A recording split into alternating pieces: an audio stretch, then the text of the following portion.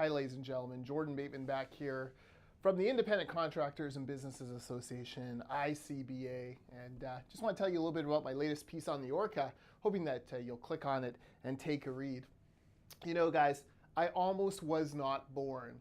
I was born in 1976, but in 1972, my father went against the accepted dogma of my family and voted NDP. I know it's a shameful family secret. I cannot tell you how appalled and embarrassed I am to know this.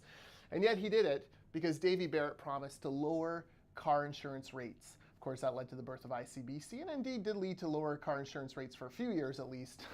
Certainly not anymore. However, back then, my parents, my grandparents were like dyed in the wool so-creds. My mom as well, having been raised in that. Look, so-cred that grandma still brags about being taught Sunday school by Ernest Manning. I mean, that is social credit. Anyways, they managed to get through that rough patch. Dad had to promise never to vote NDP again, and he says he's been true to his word, and we'll accept that. But I tell that story because it kind of reminds me of the 2017 election, when the NDP basically out-tax cut the tax cutters, the BC Liberals. Think of all, over the 16 years, all the taxes the BC Liberals cut. Yes, they did increase many other taxes, but generally that was their brand. They were the good stewards of the economy, and they got there by cutting taxes, certainly in that first term, 01 to 05. The problem is they gave away that high ground over time. This happens a lot, right? Governments who are in power for a long time become captive to the system. They begin to fail to be able to see outside the box.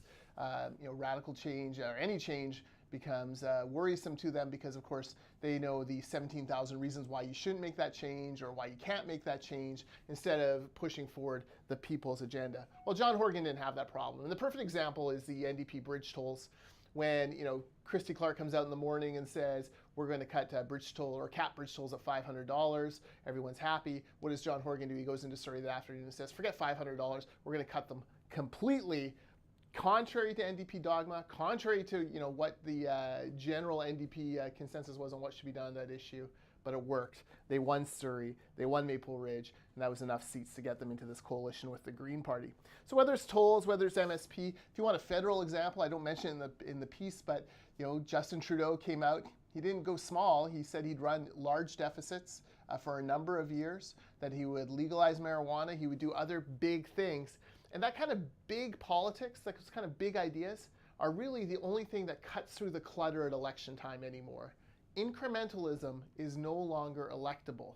If you want to get elected, you're going to have to go big. Think about it in your context of the municipal campaigns we've seen unfold. The incremental change, the incrementalists are not getting elected. They certainly aren't being able to cut through the clutter and present the bold ideas. So, all that to say, this is part of my series on what the BC Liberals need to consider and weigh as they put together their next platform, which I believe will be the most important document in that party's history. And one of the things that they need to do is make sure that they are being bold in their promises. They're not in government anymore. They don't have to defend the status quo. They can go out there and they can say, look, we're going to cut these taxes, we're going to cut them substantially in order to make life more affordable for British Columbians. To me, that is an important component of winning this next election and getting rid of the NDP. So thanks for clicking my link. I hope you enjoy the story, and I look forward to talking to you again soon on the Orca.